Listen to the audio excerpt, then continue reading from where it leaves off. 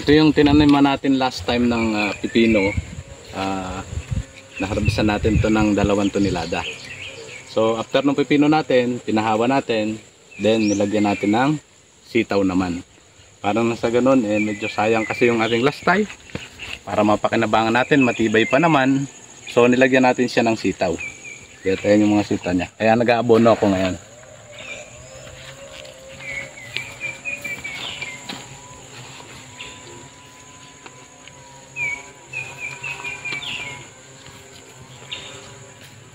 Kung mapapansin nyo, no, may mga walang tanim, may bingaw siya.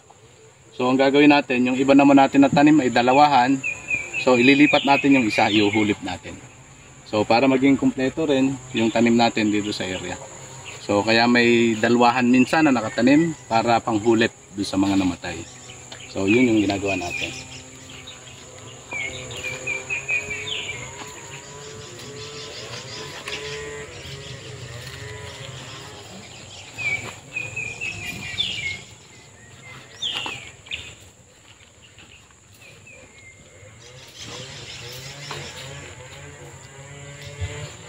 Pinagamasan ko lang siya ng yung puno lang, yung iras lang ng puno.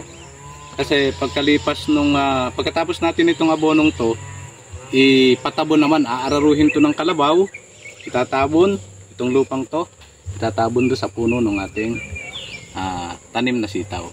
Kaya hindi ko na siya pinagamas lahat, kaya yun na lang iras ng ating taniman. Dahil aararuhin naman siya, so magiging maganda, mamamatay din naman yung kanyang damo. Naghihintay lang tayo ng konting init pag magandang panahon, tapos papararo natin para mamatay yung damo pag mainit siya inararo. So yung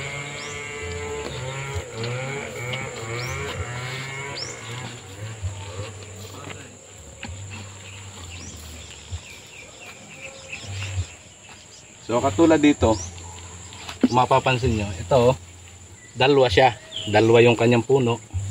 So tatanggalin ko tong isa, ililipat ko siya dyan. Kasi namatay yung na dyan, parang sa ganun, kumpleto pa rin. At ganun din dito, yung ibang kulang natin. So yun yung gagawin natin sa susunod para nang sa ganun makita natin na puno ng sitaw itong ating trellis. At walang masasayang na space. So yun yung aming tinitingnan dito. At sana magumanda pa yung panahon para magawa namin yung mga dapat namin gawin dito sa Senior Valentin Integrated Farm. Kaya ngayon mag-aabono kami para lumabas na yung uhay niya, yung kanyang vines para gumapang na. Kaya ngayon nag-aabono na tayo dahil medyo magandang panahon.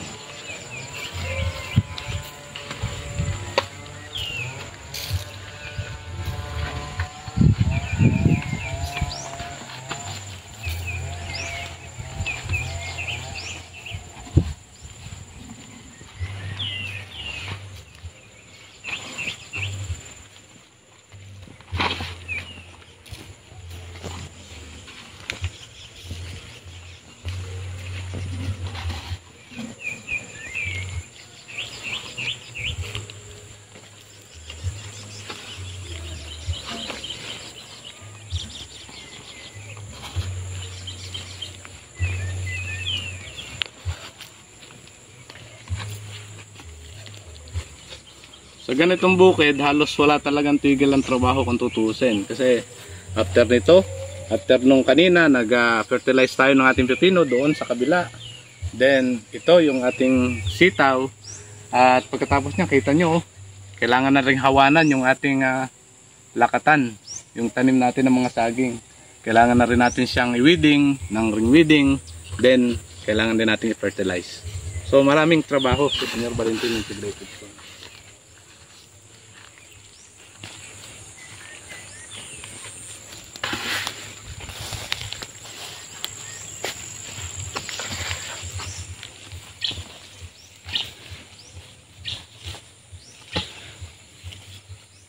Ayan si Mang Rani, siya yung siya yung nagwi-weeding ng ating sitaw. Then after na ma-weeding niya, pina-fertilize naman natin.